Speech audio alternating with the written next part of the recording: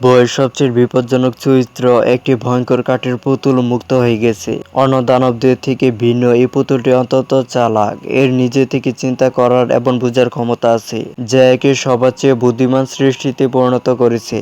উপরন্তু এর এক জায়গা থেকে অন্য জায়গায় মুহূর্তের মধ্যে ভ্রমণ করার ক্ষমতা রয়েছে।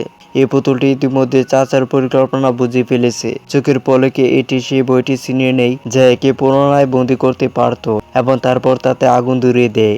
এখন একে থামানোর আর কোনো উপায় নেই। এরপর এটি বাড়ির ভিতরে সবাইকে আঁকড়ে রাখে এবং বইয়ের তাকের অন্য সব বইও সাথে নিয়ে যায়। এর উদ্দেশ্য পরিষ্কার, এটি সমস্ত দানবকে মুক্ত করতে এবং পুরো শহরকে ধ্বংস করতে চায়। এই ছোট আপাতত দৃষ্টিতে আদরের ব্রাহ্মণরা হঠাৎ করে 4 জন মানুষের উপর একটি মারাত্মক আক্রমণ শুরু করে। এই ব্রাহ্মণরা বাইরে থেকে নিরীহ এবং খেলার মতো হলেও ভিতর অন্তত বিপজ্জনক এবং নিষ্ঠুর।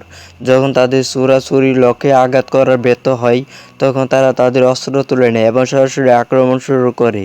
তাদের আক্রমণে আটকা পড়ে জ্যাক দমবন্ধ হয়ে প্রায় মারা যাচ্ছিল।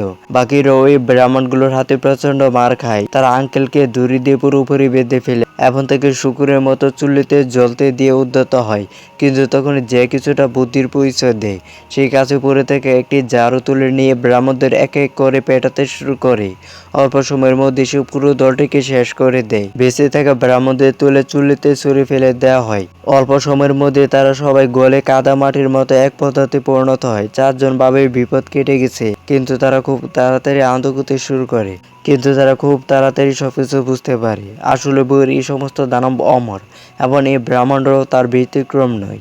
অল্প সময়ের মধ্যে তারা আবারও একত্রিত হয় এবং পুনরায় আক্রমণের জন্য প্রস্তুত হয়। পরিস্থিতি বুঝতে পেরে 4 জন পালিয়ে যাওয়ার সিদ্ধান্ত নেয়। তারা ব্রাহ্মণদের বেসমেন্টে পলব্ধ করে নিয়ে যায়, যেখানে আগে থেকে ফাঁদ পাতা ছিল। ব্রাহ্মণরা ভিতরে ঢোকার সাথে সাথে মাটিতে বাঁধা ফাঁদে এক এক করে ধরা পড়ে এবং তাদের পুরো দলটা আবার ছত্রভঙ্গ হয়ে যায়। এই সুযোগ কাজে লাগিয়ে 4 জন পালিয়ে যায়, কিন্তু আসল বিপদ এখনো বাইরেই রয়েছে। বুদ্ধিমান পুতুলটা এখনো মুক্তভাবে ঘুরে বেড়াচ্ছে এবং তাকে যত তাড়াতাড়ি সম্ভব থামানোটা জরুরি। কিছু দূর যাওয়ার পর তারা রাস্তার ধারে পোড়া বই দেখতে পায়। এতে তারা বুঝতে পারে যে পুতুলটা শুধু দানবদের মুক্তি করছে না, তাদের বইগুলোও পড়িয়ে দিচ্ছে।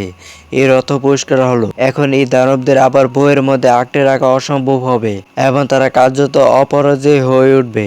এদিকে পুতুলটা গাড়ি চালিয়ে পুরো রাস্তা জুড়ে তাণ্ডব চালাচ্ছে। সে একটা বই ছুঁড়ে মারে আর সঙ্গে সঙ্গে বিশাল মাংসাশী গাছপালা গুজে ওঠে। কয়েক সেকেন্ডের মধ্যে এই গাছগুলো একটি বিশাল সিগন্যাল টাওয়ার উপড়ে ফেলে এবং ধ্বংস করে দেয়। ধীরে ধীরে পুরো শহর এই ধ্বংসযজ্ঞে গ্রাস হয়ে যায়। সর্বোচ্চ বিশৃঙ্খলা। কিন্তু এই বিপর্যয় কিভাবে থামানো যায় তা কেউ জানে না। শহরে মাত্র 2 জন পুরুষ আছে এবং তারা বিপদ সম্পর্কে সম্পূর্ণ অজ্ঞ থেকে তখনও মজা করে চলেছে। হঠাৎ পুতুল ইংল্যান্ডের সৈন্যদের নিয়ে এসে হাজির হয়।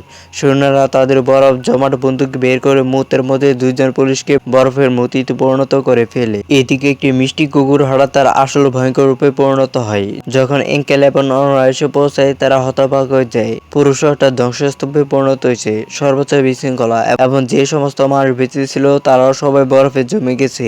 এই সব কিছু দেখে আঙ্কেল পুরোপুরি হতাশ হয়ে পড়েন। তখন জ্যাকের মাথায় একটা বুদ্ধি আসে। সে অ্যাঙ্কেলকে পরামর্শ দেয় যে তিনি যেন সব দানবদের নিয়ে একটি নতুন বই লেখেন এবং তারপর তাদের আবারও বইয়ের মধ্যে ফিরিয়ে আনেন। অ্যাঙ্কেল কিছুটা ভাবেন, বুঝতে পারেন যে বুদ্ধিটা ভালো, কারণ শুধু যা তা লিখলে একটা বই তৈরি হয়ে যায় না। এর জন্য সঠিক যুক্তি, একটি গল্প এবং একটি মুড থাকা প্রয়োজন। এবং সবচেয়ে গুরুত্বপূর্ণ বিষয় হলো, সেই জাদুকরি বইটি লেখার জন্য তাদের সেই বিশেষ পুরনো টাইপরাইটারের দরকার। কিন্তু সমস্যা হলো, টাইপরাইটারটি এখন স্কুলের একটি শোকেসে রাখা আছে। যদিও এটা একটা কঠিন কাজ, তাদের আর কোনো উপায় ছিল না।